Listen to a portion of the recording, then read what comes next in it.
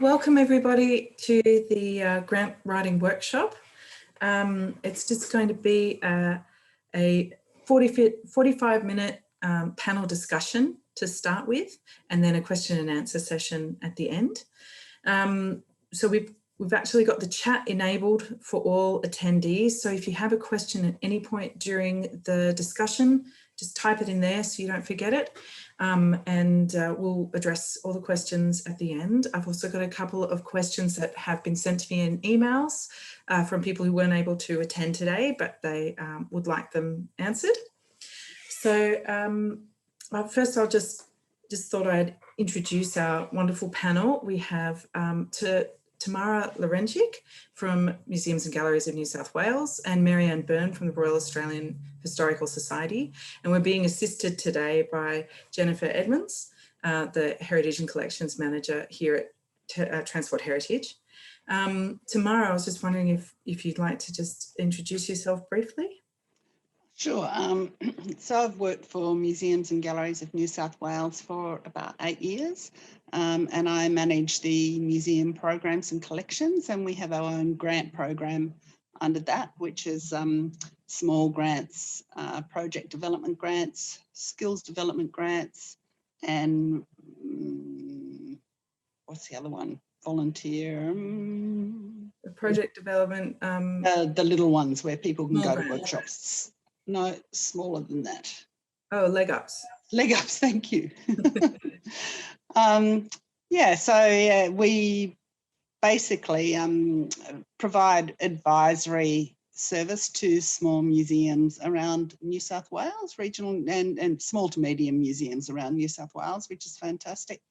Many of them are volunteer run, so we sort of try to provide resources and advice that are tailored to, people that don't have paid employees and don't have a huge income. I don't know, do I need to say anything more than that? Well, no, that's perfect. Marianne, would you like to just introduce yourself briefly? Yeah, sure. So I've been working at the Royal Australian Historical Society since 2012, and I manage their cultural grants program through Create New South Wales, and also their local history grants for small grants for archives through the Heritage Council, I think it is now. The department keeps changing. And I've also administered the Transport Heritage grants for the past, what are we on, 4 or 5 years now already? Could it be? Yeah. So I manage those 3 programs for the Society. And I also manage their affiliates insurance scheme. So I've probably spoken to a lot of historical societies in that capacity as well. Fantastic. And I don't know, Jenny, if you want to introduce yourself. No, okay. Well, I'm Margot Stewart. I'm the Sector Development Officer at Transport Heritage New South Wales. And I work with our volunteer managed precincts in the New South Wales Government Heritage Portfolio, but I also work with a lot of museums and transport organisations across the state, and I liaise with Marianne on our grants program. And I also used to work for Tamara at Museums and Galleries of New South Wales, so that's my little background. Basically today we're going to go through a bit of a conversation around writing grants. The main topics we're going to cover are choosing the right program, actually planning your project, writing your application, managing the workload of applying for grants, and also what to do when you're not successful. And reporting requirements afterwards. So it's sort of a step-by-step, but we're going to have a bit of a conversation around it as well. So with choosing the right grant program, something that I've always noticed and always tried to communicate to people is that every different program has a different focus. And so I was wondering, Tamara, you oversee different grant programs for different areas. I was wondering whether you might be able to talk to us a little bit about the way that certain programs frame their funding and the aims of the funders. Sure. So the majority of our funding for our small grants program or volunteer museum grants programs comes from Create New South Wales. So they actually set the framework of what we can provide grants for, because they also have their own grant program. So our grants only go up to about 7,500, and then Create New South Wales, I think, kick in at around 10,000, so bigger projects. So our small grants program are really looking for quick and easy things, around $2,000, and they're often, display cases, labelling. That they have to be an actual functioning museum, not just a straight historical society. So, and that's the conditions provided to us by Create New South Wales. So that you can have a look at our website. It's absolutely clear on who and who can apply and who can't. And it's not because we don't like historical societies, but we're set up to provide services and support to museums and galleries. So functioning museums and galleries that people can go into, visit, and have interpretation for the public, and have volunteer staff there to explain things that they, answer any sort of questions. Then our larger ones, project development, they're really geared to sort of strategic direction. So they're normally about either having applying for money for a strategic plan to have a consultant come in and do it, or then to start implementing recommendations out of a strategic plan. So they could be significance assessment of the whole collection, preservation needs assessment of the whole collection, writing interpretation plans, helping set up an education program, all those sorts of things. It's quite broad, but exactly the same sort of conditions on who can and can't apply. Skills development is the one that's probably more applicable to people who might be sort of on that borderline of historical society and museum, because it looks at sort of collaborating with a number of organisations to come up with a workshop they might want, and then we will fund a museum to bring in a consultant to provide that wide range of skills on almost any topic. A lot of it is meant to be museum focused. So there might be conservation skills, object handling, collections management, collection documentation, but we've even funded things like first aid courses for volunteers. So yeah, quite wide ranging. And when with the community heritage grants that you work on with the National Library, is there a different way that heritage is approached in those grants because it is a broader grant program? Yeah, so to actually get through round one, so with the community heritage grants, they actually have like a three-stage assessment process. So stage one is significance assessment, and that one assessor looks at the applications in terms of national significance. So you have to be able to prove you have material of national significance, and not just make an assumption that the assessor will be able to see that. So it has to be absolutely clear that it's linked to, we have something related to this significant person or this significant event, and you have to itemise what that is. So your whole collection doesn't need to be nationally significant, but you have to be able to demonstrate you have material of national significance. Then the next stage of the assessment goes into feasibility, which is what I normally assess. So then I'm looking at budgets and timelines and the resources, whether people actually do sound like, they can produce it. So it's easy if, somebody's applying to purchase a CMS system, a collections management database, you can see this is the cost of it, and they've got backup support to implement it, and they've got a computer to put on it.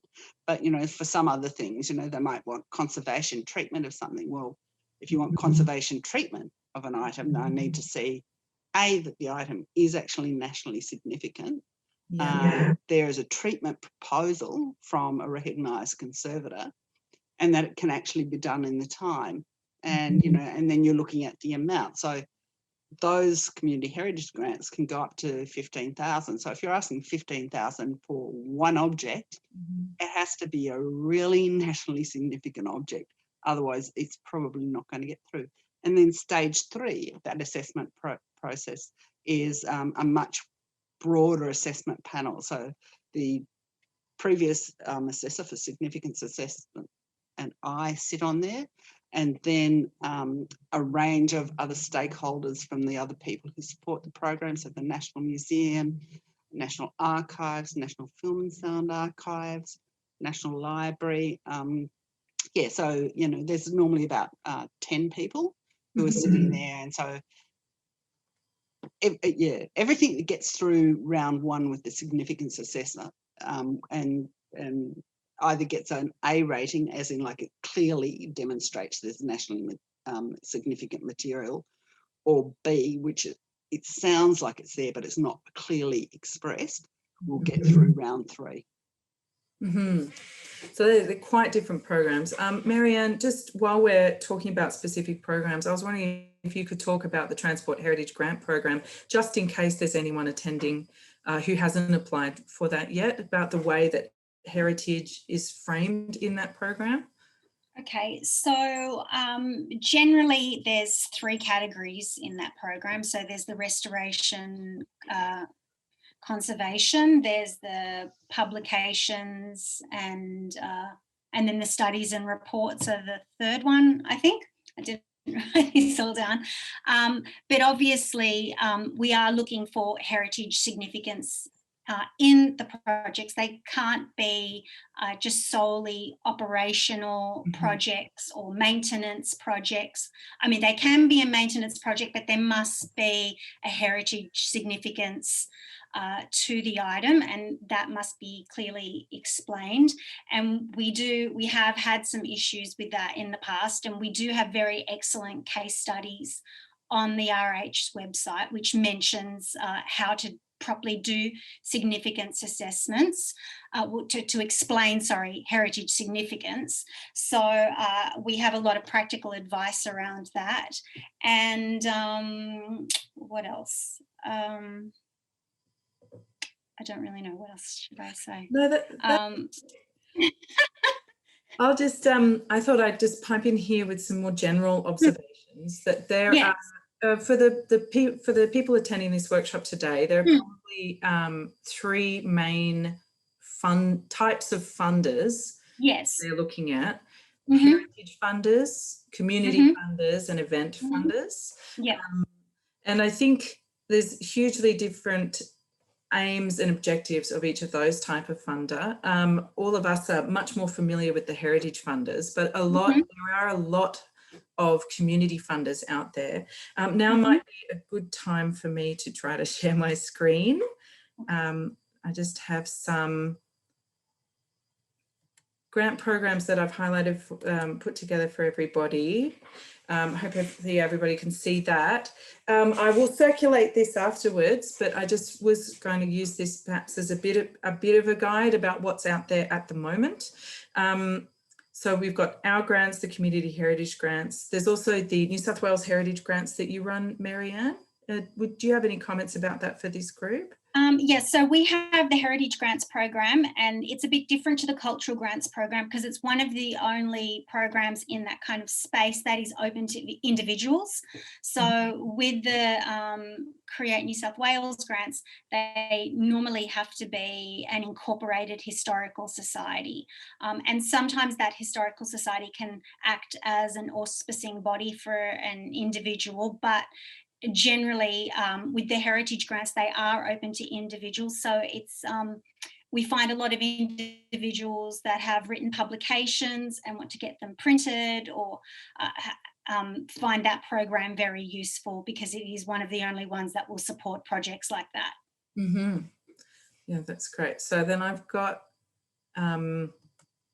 other grants that are from other providers. And I put these up here as possibilities that you all might want to consider approaching.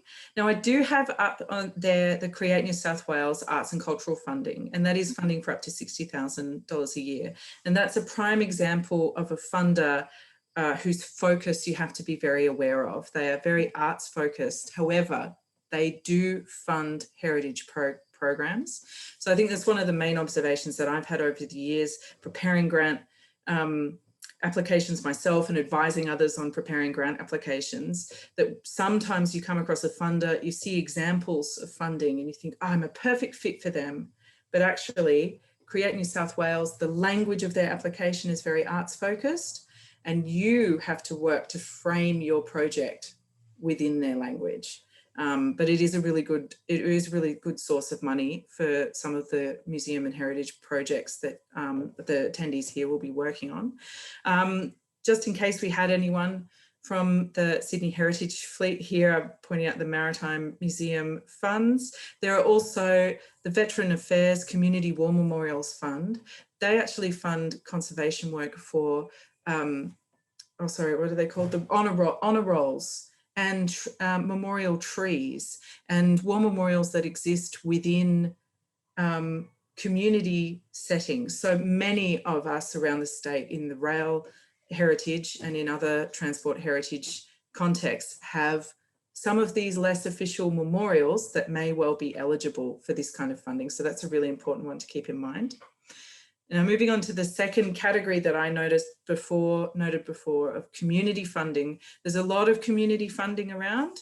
And then the focus of these programs is on the community outcomes. So you're framing your heritage project in terms of the benefit that it gives your community. So there are lots of different providers in this sense. This year, there are some extra bushfire funding. So there is the New South Wales Government Bushfire Community Recovery and Resilience Fund, which I'm sure you're all aware of because it's closing soon. And also the Foundation for Rural and Regional Renewal has a special stream. They normally give grants of up to $10,000, but this year they're giving grants of up to $25,000 because of the bushfires. So those are very good programs to be paying attention to. Now, in terms of events funding, one that I think that we should all try to be aware of going into next year is that Destination New South Wales had a very successful year with their pilot program of their micro event funding, and they may well renew it into the next year. So we all need to be on the lookout for that one, because it's a perfect way for us to build events in our museum and transport heritage context on that scale, but they do always run their flagship event program.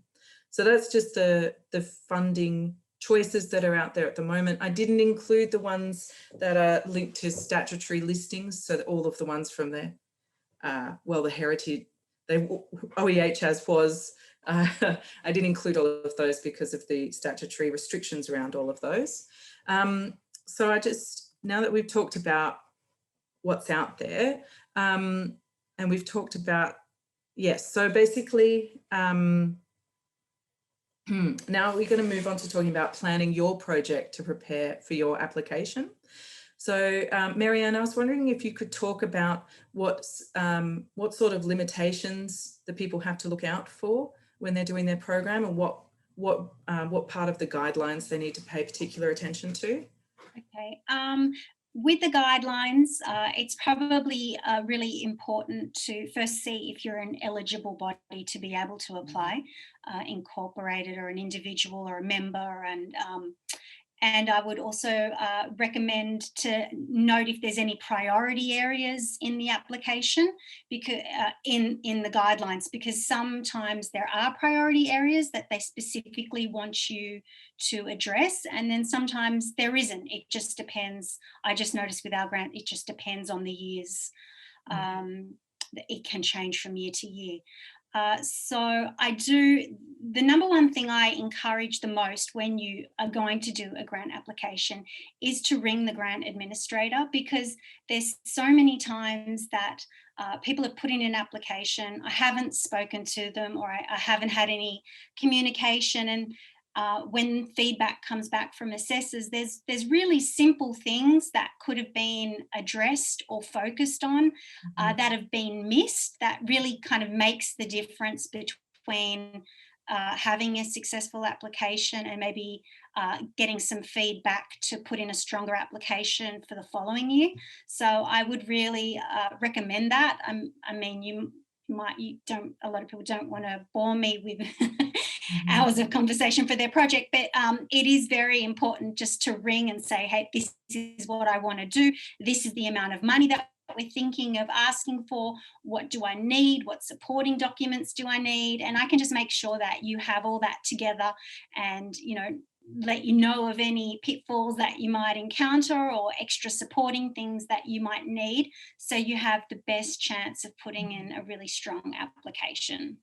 I think that could be possibly the single most important point from the whole day, is to ring the administrator. Yeah, because so many times there's just really simple little things that could have been addressed that made a really big difference, but because I've never spoken to the person, and even, with, obviously it's really important to put down as much information to explain your project in your application. But when I have kind of spoken to you, I mean, it does make it a little bit easier to explain some of that in the assessment process if I know where you're coming from and what you've put down in your application. It just makes it easier to have that familiarity with with your project.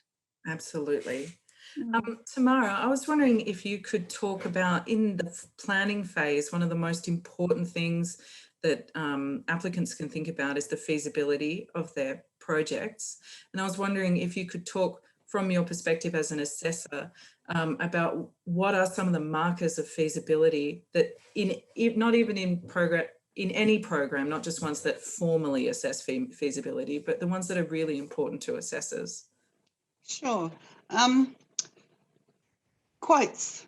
If you're putting in for a project, get a proper quote and make sure you budget. If you've got a number of quotes from various contractors, make sure your budget adds up, because otherwise the assessor's thinking, what's going on here? I can see $25,000 worth of quoted stuff, but you've asked for 30,000. They're very unlikely to give you the other 5,000 if they don't know what it's for. So don't make assumptions. I mean, most of these grant programs, they're not just like an ambit claim, give you 30,000, you'll be able to do it.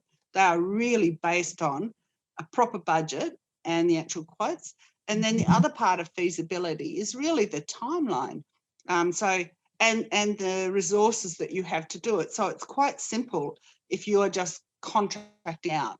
So you want to bring in a consultant to do a significance assessment of a particular object or, part of a collection. They give you a quote. They say it's going to be $5,780, including the report, the accommodation, the travel. That's nice and easy.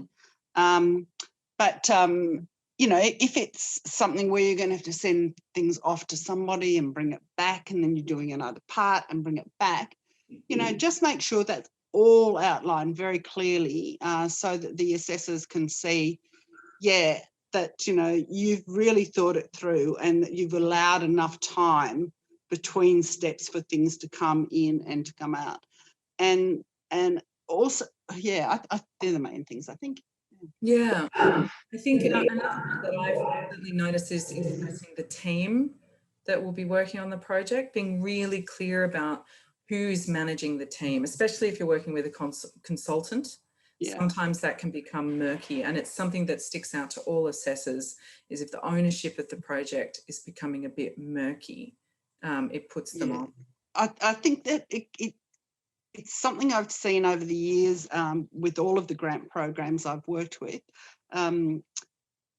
Sometimes the person who writes the grant application is actually not that familiar with how the organisation works. And that can really stand out in the application and raise really big question marks in the assessor's mind of, do they actually know what's going to be involved in getting this done? So it's great to have somebody who's dedicated to doing a grant application, but make sure they're talking to all of the relevant members of the team to make sure they really understand what's feasible and what's not. And I think that's particularly if you've got a council grant writer that may not actually understand. They are really great at writing grant applications, but may not actually understand how the organisation works. So.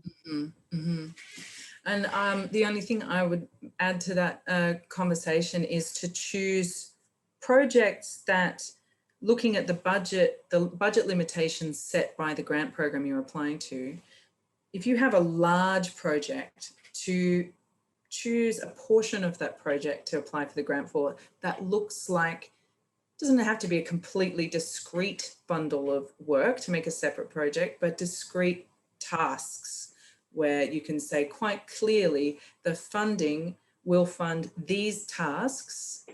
And even though this is a bigger project with a bigger context, these tasks will be completed by this program, because the assessors are assessing on behalf of the funders, and what the funders want is outcomes. So they don't want to partially pay for things across the board. Sometimes obviously that's unavoidable and in part of your budget, but they don't want to partially pay for a bit of everything. They want to pay, say, for your wheel replacement rather than just to throw some money at your overall restoration project.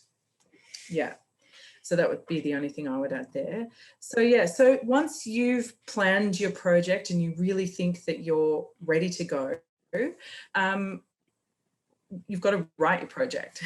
So I was wondering, perhaps Marianne, you could talk about any tips and even perhaps a case study about getting the pitch right in a project description. Okay. I just wanted to add one more thing too while you were talking about quotes too. It's really important also to have quotes itemized, because I know with some of our grants and even some of our smaller grants, the money might not be there to fund a massive portion of that project. But if the quote is itemized, they might pick one or two items that they would be happy to cover. And so it's really important not just to have that lump sum, but to have it broken down in different parts. I just thought that was important, because that comes up a lot in assessments where they say, oh, I wish this was itemised. So they can understand the different. Absolutely. Yes.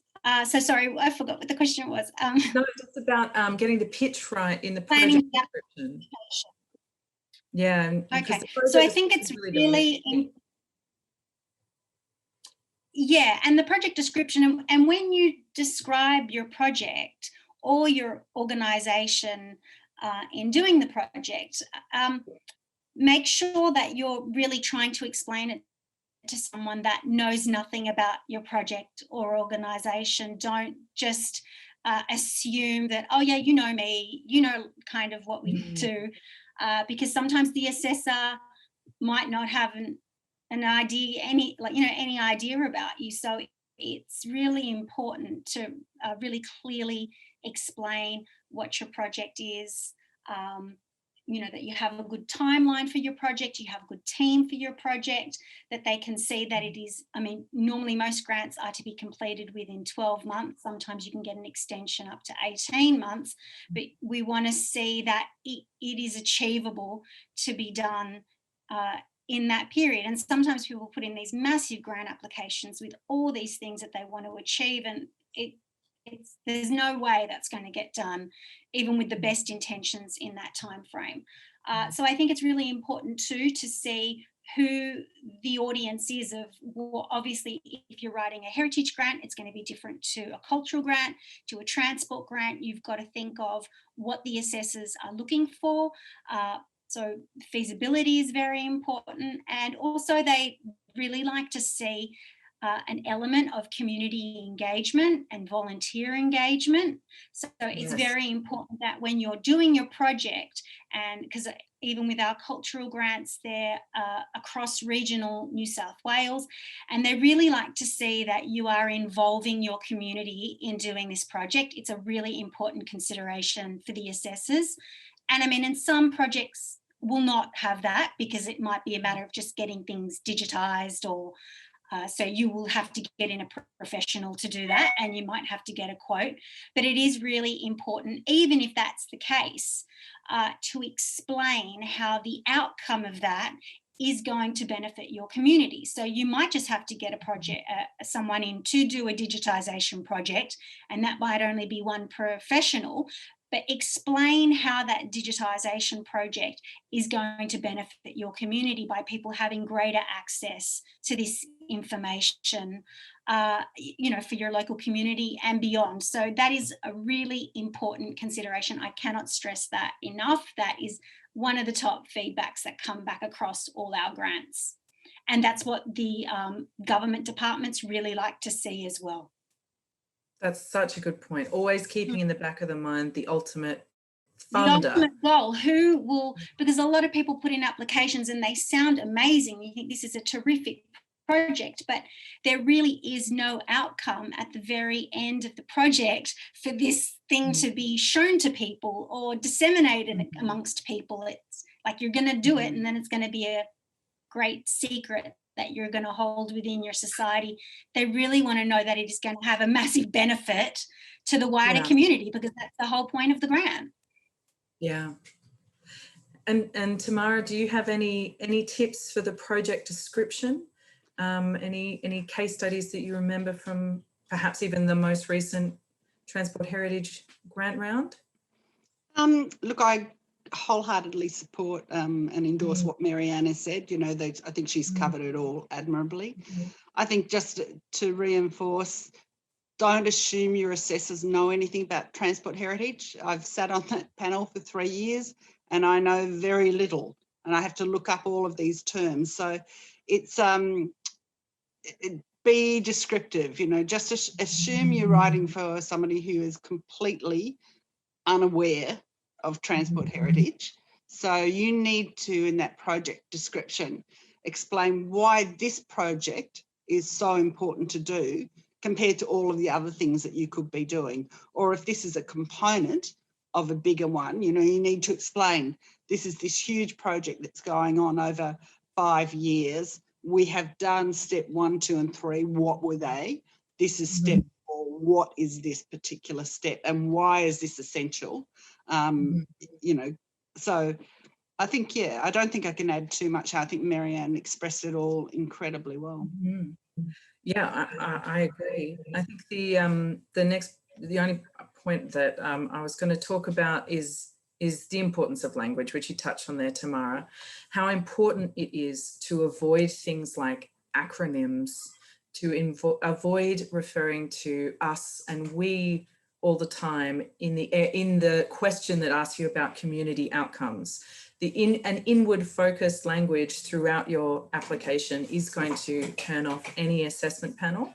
And it's also important to familiarise yourself with some of the jargon of grant programs. So things like aims and objectives are going to come up in any program that you apply to. That really is the purpose of your project. What are you trying to achieve? And then you will also invariably be asked about the outcome. And then so that is the impact that what you have achieved will have either on the community, if that's what they ask for, your organisation, if that's what they ask for, or the heritage, the significant heritage collections of New South Wales, for instance, the outcome it will have on heritage. And another term that you do need to kind of grapple with the specificity of is community. So when funders talk about community, they only mean, and this sounds very basic, but you'll be so surprised how many times this is confused. They mean the general public. They do not mean your members. They do not mean enthusiasts. They mean the general public. It doesn't matter where you assemble the general public from. That can be your regular passengers, the rail enthusiasts who come all the time, but you describe them as the wider community because they are. And that's how the funder wants you to frame them. We were going to talk about budgeting now. We've talked about it a little bit, but I was wondering, Marianne, whether you could just speak briefly on some of the technical requirements that come up in different grant programs, particularly around GST and the importance of being very precise? Okay, so generally when people are asking for amounts, that the GST be included in that, so the grant amount that you're asking for is GST. It will be paid as that amount as is stated on your form. It won't have GST added to that. That's just the way our programs run. I don't know if other ones are different. So yes, it depends. So most will have that application.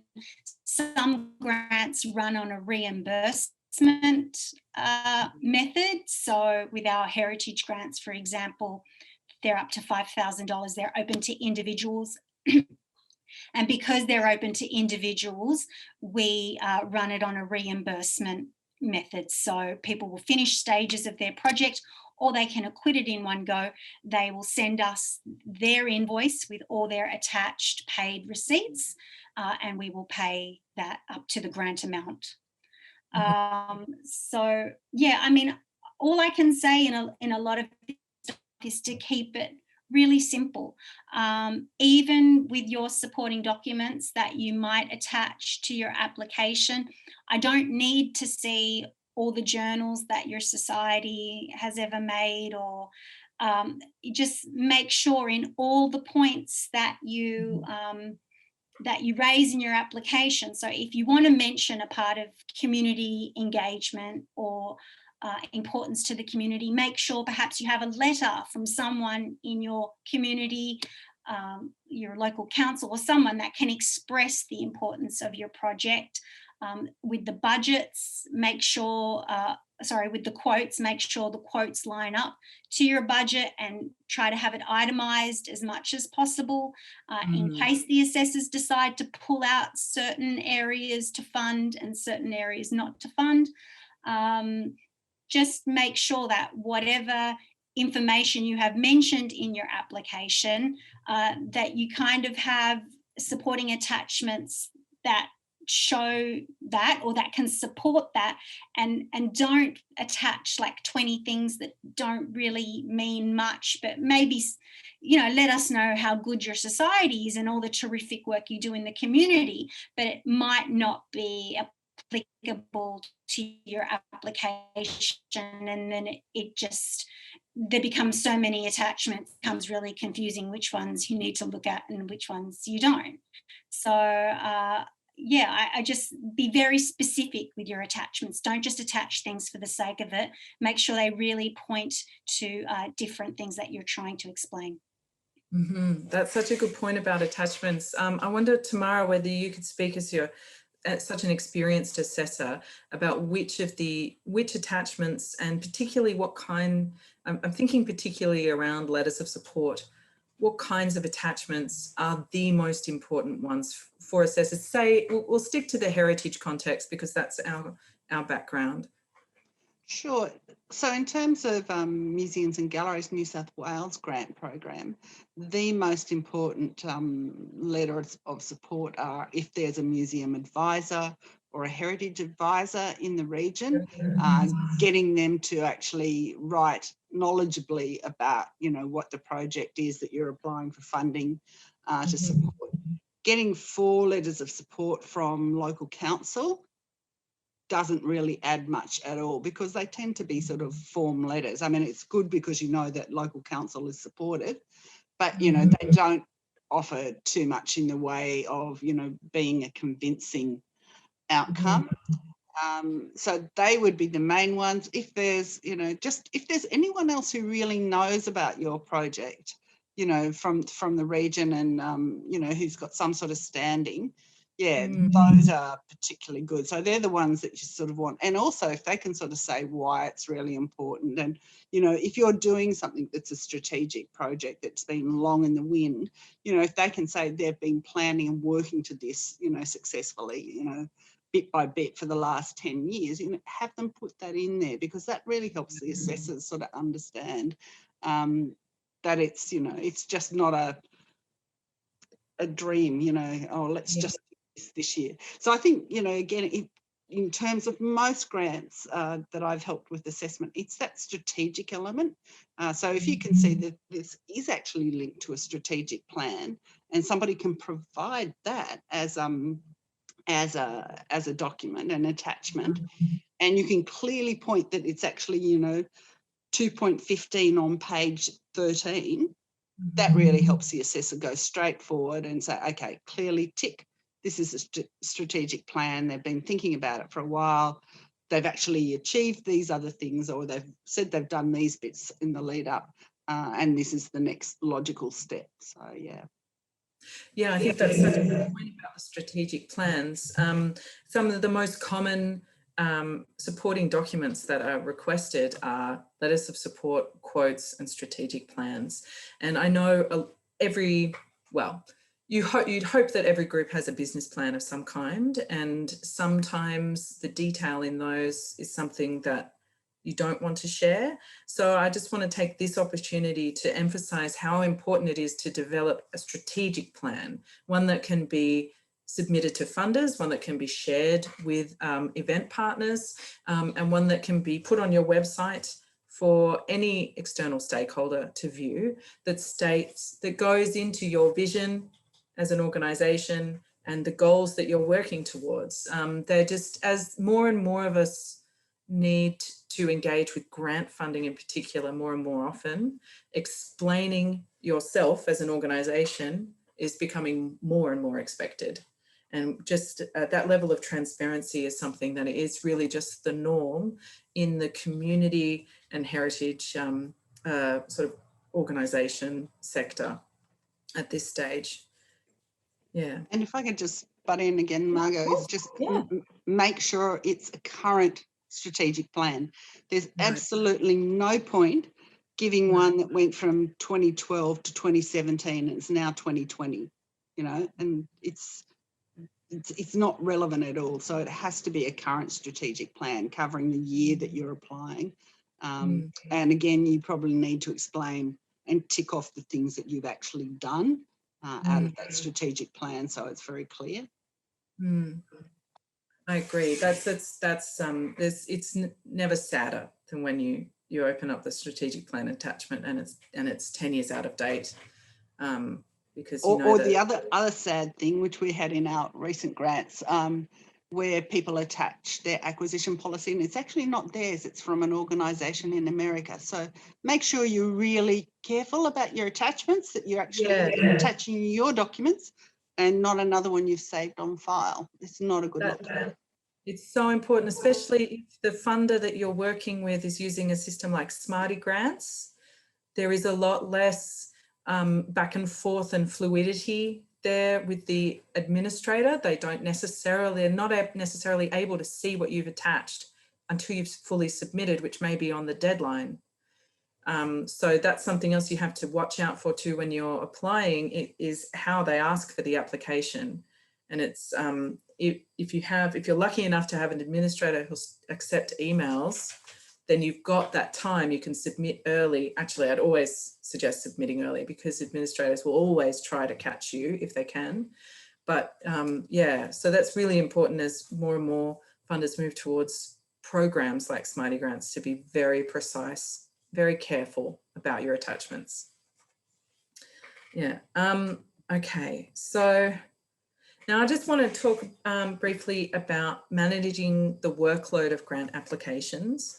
It's something that I've noticed as I've worked with volunteers over the past 7 or so years, is that as more and more grant programs are available and there's more and more expectation from local government and other funders that groups will seek external grant funding, more and more grants are being applied for, and it's a heavy load.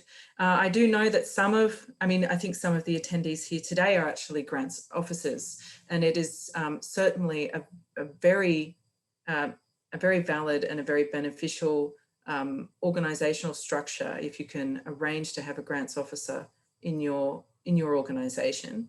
But if you don't have one and each project manager is preparing their own grant applications, it's just an important thing to keep in mind if you're, say, on the board or the management committee of a heritage organisation, just to make sure that the work of applying is somewhat shared out or delegated to somebody who's taken on the role. And an important aspect of managing that and preventing burnout is to have other people in the organisation read the applications before they go out. And I think that's something that some groups manage very well and some groups don't manage as well. And I think if you can find a volunteer who's willing to do paperwork and put in applications for you, it's important for your organisation to support them by giving them any proofing or engaging with the process, reading it, being enthusiastic about what they're doing. And that, which leads me to a slightly wider point about the importance of having an external body outside your organisation read your application before you submit it. Marianne, I was wondering if you had ever been asked by any groups that you work with to read over applications for other programs? Yes, I have. I do get people ringing me to, have a look through things and see, and I'm always kind of happy to do that. And along the lines of what you've said, if this is an application that you've put in before that was maybe unsuccessful, be really careful. Don't just copy and paste things. Read the application, make sure that you're actually answering the question and that it is applicable to the project that you're putting in. Because I mean, sometimes we notice people do copy and paste stuff and it's really obvious and it kind of isn't relevant to this year or what they're doing, or it doesn't really make sense, and that comes across really obviously when you're reading through the application. So yeah, just like anything, it's always important to have a fresh set of eyes, look through it, and maybe even just somebody from a different organisation that isn't overly familiar with your organisation or your project, because then they can kind of read it and be like, yes, I kind of understand what you were doing. And to the point that we were saying before, don't always presume that the assessor will know all about your organisation and all about your project. And maybe that's why sometimes it is good to get a fresh set of eyes, read through something, because to see if they have that understanding from what you've written, that they can get a good grasp of what your project is about. I think that's a really good point. I didn't mean to volunteer you to read everybody's application, but even if you send your application to another, say like rail organisation that you can collaborate with to see what they think your application reads to some external. I think some of that cross-pollination in the community sector can be a really wonderful resource that obviously some of you are already really good at tapping into, but can always be emphasised. I'll just move on now to something that you just briefly mentioned there, which is the big issue about what to do if you're not successful. So Tamara, I was just wondering if you just had any comments about sort of what to do if you aren't successful in your grant application. Well, I think one, don't assume it's a bad project. There's only so much money in each round, and each grant or funding body will have priorities and will be ranking things according to those. So do go back to the grant administrator, get some feedback, and just keep asking for feedback until you understand it. But if the feedback it just doesn't fit with our grant program, understand it just doesn't fit. So we get a lot of people who might be a museum run by a historical society, and they need obvious things like office furniture and filing cabinets or new computers. We don't fund that, but the FRRR does. So again, it goes right back to the initial points of like, know what you're applying and what people will fund. We won't fund it. It's clear in all our guidelines. We don't fund that. We're looking at museum practice and museum collections and visitor engagement. That's what we're funded to provide funding for. I think that's the main thing I can think of. Yeah. Marianne, do you have any further comments about any what to do when applicants aren't successful? Yeah, no, look, I always think it is valuable to call the grant administrator to ask for feedback. Sometimes assessors give very detailed notes, and sometimes assessors don't. It just depends on the program and who's assessing. I think with the Transport Heritage Grant, that's one great thing about them, that we do get some really constructive feedback. It can really help people in subsequent, and it is always terrific when you have seen a project, maybe some things weren't explained as clearly as they should have been, and then they put in a really strong application the following year, and have kind of really taken that feedback on board. And it's really nice, when you can think, oh well, they've done a great job, and they might be eligible for funding this year. But like Tamara said too, just people can give feedback and you can take that, but with a lot of these grants, the really, and you could get us 4 times out that's being dished out. And so sometimes it's just an area of priorities or other applications that have been put on. It doesn't necessarily always mean that your application was bad. It's just the way it happens, and that changes every year. That's really out of your control to a point. Yeah, I think it's so important to keep in mind always that grants are always, well, I shouldn't say always, but the vast majority of time, grants applications are ranked, and then at some point the money runs out down the order of merit. So yeah, you can have a very oversubscribed year or a slower year where a project slightly on the periphery of the aims of the program will get through. Yeah, so I think that's part of the reality of grant money that sometimes doesn't really occur to people, is that it's so different each year. It's a different pool, it's a different panel. The only thing that stays the same is that there's not enough funding for everybody.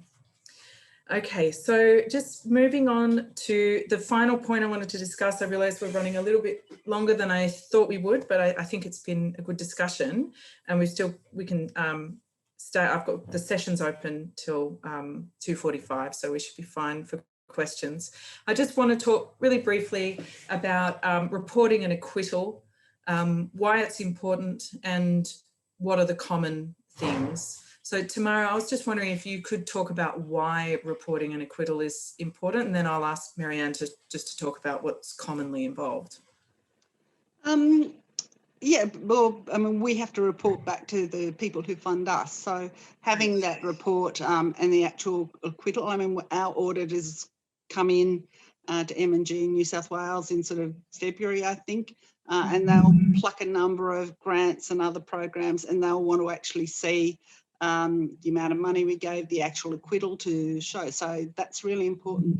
And I think, as part of that, keep receipts. And we had, we've just had an issue with a small grant that was provided last year, where the consultant just wasn't used to the system. They weren't actually one of the museum staff, and, had not kept any receipts.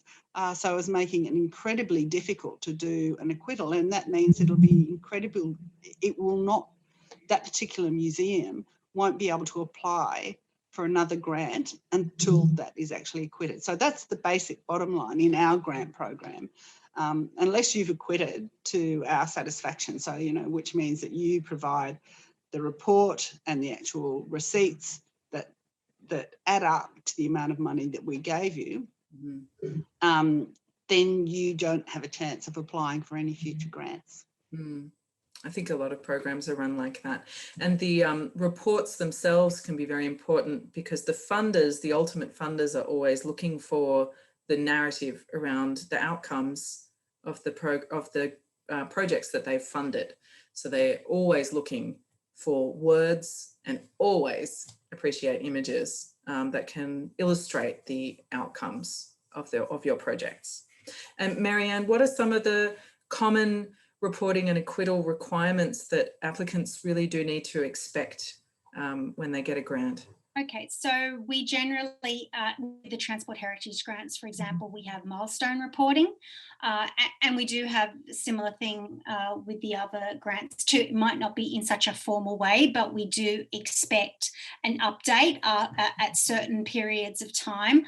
And it's really important that we get the milestone reports back. And it is really important too that you might attach photographs to the work you've done. And all I can say too is kind of be really honest. Like if I send you a milestone report and you've had really slow progress or you've had some obstacles, don't ignore me, like tell me, because we are always willing to work with you to try to, you know, get you back on track, or, you know, if you need a bit of an extension. I mean, and this has happened through COVID where things have been shut down, but even without COVID, like in previous years, things just happen. Sometimes there's bushfires, in summertime it gets really hot and people can't go outside and do the physical work that they need to do, just simple things like that, or health issues. But, you know, sometimes I send milestone reports to people and I just get radio silence for months, and then I start to panic and it actually makes it worse. I would appreciate if you just, you know, responded and said, look, we're not up to what we thought we'd be. We had these hiccups. We might need an extension, but we'll just fill it out and let you know how we're going. Then when we kind of get towards the end, if we think we need an extension, you know, you can put in a project variation or ask for an extension, but don't ignore me. It's like the worst thing that you could possibly do. It really is, because then it stresses everybody out. And like Tamara said, just how you have to acquit your grant, I also have to acquit the grant programs, and I have to do milestone reporting as well for them. So it's really important that you let me know how you're going and what you're up to, and we're always happy to work with you. It's, you know, it's never like that you're going to get in trouble or we're going to get cranky, or we want you to complete your project. So yeah, I think that's really important. And another really important point too is with your milestones, when you're completing projects or if you're having launch for projects, make sure that you always do your acknowledgements, because you'd be surprised how many people forget that. And I'll get like an invitation to something and I'll be, hang on, there's no acknowledgement on this, there's no logo on this, can you fix it before you send it out? I mean, it's just common courtesy to kind of thank the people that have given you some money to do the project. So yeah, that is really important. Yeah, that is such an important point. And yeah, because I mean, that's really what a lot of it's about. I mean, they want to give money and help you do projects, but at the same time, they kind of want to be known that they've done it and that they've supported you. It's just the way it is. Yeah. It's so true. It's so true. And it does go back to the message, I guess, that's running through all of the advice we've had today, which is that the funders set the terms of the funding, and the funders set the terms on which the funding is given. So I think that's the most important thing to keep in mind all the time, is that as hard as it is, and we all acknowledge how hard it is, we've all done it ourselves, and we all work in support capacities to assist you as much as we can in various different ways with different programs.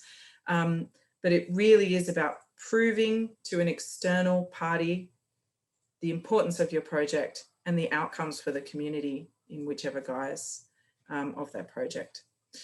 Okay, so we thank you very much, Tamara and Marianne. That was a wonderful discussion. Jenny, I don't know if you want to hop onto the microphone and let us know which of the questions we should answer. Yep. So Graham Smith asked if there are any COVID-19 recovery programs for volunteer-run heritage groups as opposed to just those with employees. Not that I've come across, to be honest. I think Create New South Wales has some, but again, they will be museums or galleries. So the heritage groups that run museums or galleries. I'm pretty sure if you go on to Create New South Wales, there was some funding. Whether it's already gone, I'm not sure, but it certainly there was around with museums or galleries with paid staff, but M&G in New South Wales has been lobbying really hard for there to be funding for completely museum or volunteer-run museums as well. So do talk to them, give them a call, have a chat to them. If it's not been made available, hopefully it is coming up. Yeah. Graham Smith also asked has asked a couple of questions. Do the panels pay much attention to demographic data when defining community benefit? For instance, including information from CIFER Index from the Bureau of Statistics. I think I can answer that one. Oh, Marianne, did you want to answer that one? Okay. The assessment panel will pay most attention to the things that they've been told to pay attention to. So if the funder is focused on a particular aspect of the community, like the CLIA community or the CALD community, they'll the panel will pay attention to those sorts of demographics. Marianne? That's okay. I think you answered. I don't have really anything. Okay. Sorry. I was talking and I hadn't unmuted myself. Sorry. Yes. Yeah. I might just add, if I can, if at M&G New South Wales, you know, we had like 3 grants that were on an even sort of ranking, and we were trying to differentiate, then we would probably look at those sort of demographics. So if we could see that the museum was trying to engage with parts of the community they hadn't traditionally engaged with, then that would give them, you know, a boost up, and they would be boosted ahead of the other 2. Yeah, that's a good. Yeah. All things being equal, but yeah, but if they are directed to, they will be paying attention to specific demographics as well. Yeah. Bill Pigram put his hand up, but he hasn't actually asked a question. I don't know. Do you want to type us a question, Bill, or are you just saying hello? No, Well, maybe not. Maybe while we wait for that, I've got one. I have 2 questions that came in via email before the session. The first one, I'll just direct these to both of you, Marianne and Tamara. The first one is, I have a project that is right at the limit of the budget for your grants. I think you mean the Transport Heritage grants. Am I better off applying for the big grant or dividing it into 2 parts?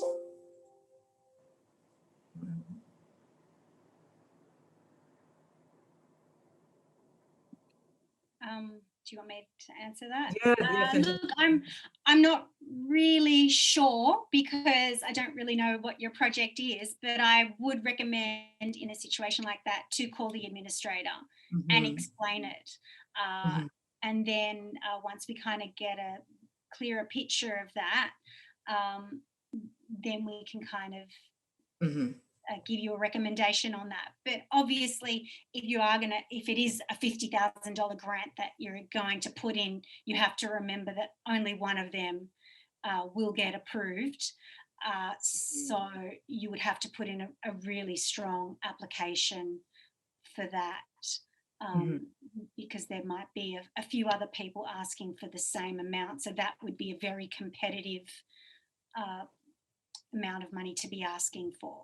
Yeah. So what I would suggest there, that if you've got the opportunity to divide it, that you might, I mean, after you've spoken to the administrator, but you might frame it in such a way that if the panel believes that it's a really good project, but they can't give you the whole amount, they can clearly see that, well, actually, they could at least part fund it. And I know grant panels do have those conversations quite a lot, particularly when we're talking about these big chunks of money. Can we part fund and ask you to come back for another go next year? Is that one way forward? So I would suggest that if there is ever the possibility of dividing it, as Marianne said, talk to your administrator. You may decide to put it through as one project, but with some grants programs, they will allow you that little bit of flexibility in your application. So with ours, I know our panel will kind of look at that and go, actually, they've clearly said that we could split it, and that will be really helpful. So we can at least give you part of it, even if we can't give you all of it. Yeah, and to that, that's why how we were explaining before, why the budget and the quote is really important. And if you can put your quote in different area, like itemize it for different areas of your project. If we can't do the 50,000, then we might pull out one or two. For example, with this project, that's not obviously, you can't do that with all grant programs, but maybe with this one, there's a bit more flexibility for that. So that's why it is always important to be able to try to itemize your quote as much as possible. Yeah. Because if the funding isn't there for the whole amount, and if they think you've put in a really good application, they will always try to maybe pick something and fund that. And the final question that was emailed in beforehand was, I'll paraphrase this one. It was about length. Someone had been told that their application was too short, but they thought that they had expressed everything clearly. I just thought maybe if Tamara, you could talk about the balance between being concise and explaining yourself enough. Okay, I'll give it a go.